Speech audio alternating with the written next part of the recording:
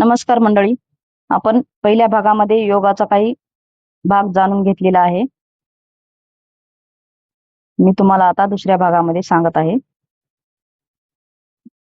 तर मंडळी, योग हे उपचारांचे शास्त्र. आधुनिक काळात दिवसेदिवस व्यक्तींचा आरोग्याचा दर्जा ढासळत चाललेला आहे. चांगले आरोग्य मिळवण्यासाठी व्यक्ती सतत धडपडत असतो. आज व्यक्तीला होणारे सर्वसामान्य आजार योग अभ्यासामुळे नाहीसे होत आहेत. तर काही आजार होऊच नयेत म्हणून योगाद्वारे त्यांचा प्रतिबंधही करण्यात येतो. म्हणून योगशास्त्राला उपचाराचे शास्त्र म्हटले आहे. योगाची व्याप्ती. प्राचीन काळापासून योगाची निर्मिती झालेली आहे. योगाचे उगमस्थान भारतात आहे, म्हणून भारताकडे संपूर्ण जगाचे लक्ष लागले आहे. आधुनिक काळात योगाकडे उपचारांचे शास्त्र म्हणून पाहिले जात आहे, कारण अनेक आजारावर नियंत्रण करणे योगामुळे सोपे झालेले आहे. दिवसेदिवस योगाचे महत्त्व वाढत आहे. आज एकही देश शिल्लक नाही जिथे योगाचे अभ्यास पोहोचला नाही. म्हणून संपूर्ण जग योगाकडे आकर्षित होत आहे. योगाचे स्वरूप पाहिल्यानंतर योगाची व्याप्ती अभ्यासणे अत्यंत महत्त्वाचे ठरते. योगाच्या व्याप्तीचा सखोल अभ्यास करायचा म्हटल्यास खालील मुद्द्याचा अभ्यास करणे आवश्यक आहे. शरीर आणि योग. शरीर आणि योग.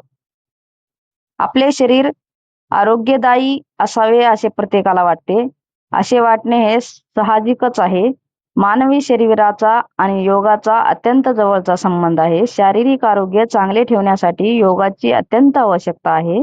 शरीर बलशाली व आकर्षक करण्यासाठी योगशास्त्राचीच मदत घ्यावी लागते. योग व मानवी मन.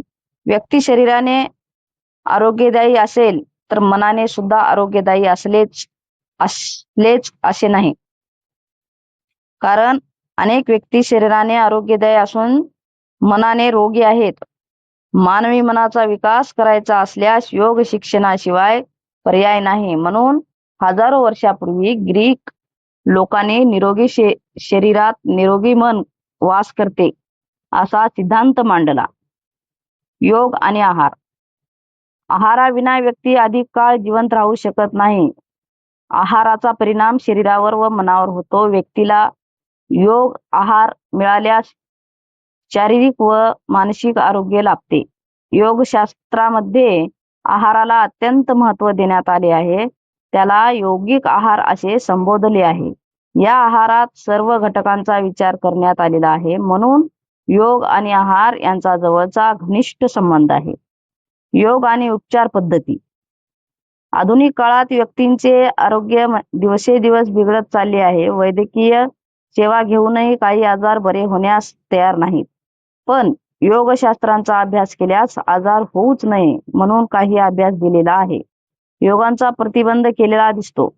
तसेच सर्वसामान्य आजारावर योगशास्त्र उपचार करते, म्हणून योगशास्त्राला उपचाराने शास्त्र म्हणून संबोधले जाते. योग आणि शरीररचना.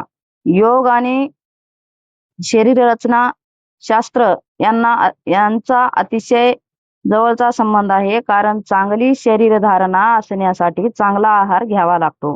आहाराबरोबर योग्य अभ्यासाची जोड दिल्यास व्यक्तीची शरीररचना आकर्षक दिसते. योग आणि शारीरिक शिक्षण. बालकाच्या सर्वांगीण विकास हे शारीरिक शिक्षणाचे ध्येय आहे.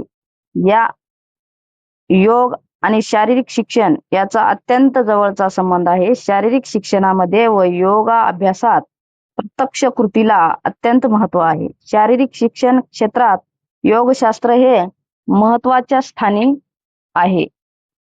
सर्वांसाठी योग. योग जिथे नाही तिथे क्षेत्र शिल्लक नाही. जगातील प्रत्येक व्यक्ती योगाचा अभ्यास आहे.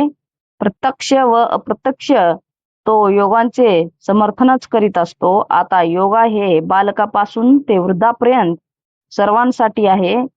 त्यासाठी सर्वांनी योगशास्त्रांचा लाभ घेऊन जीवन सुखमय करण्यासाठी धडपड करत आहेत. तर मंडळी, तुम्हाला योगाविषयीची माहिती कशी वाटली ती मला कमेंटमध्ये सांगा. आणि प्लीज माझ्या चॅनलला लाईक आणि सबस्क्राईब करायला विसरू नका. धन्यवाद. Thank you.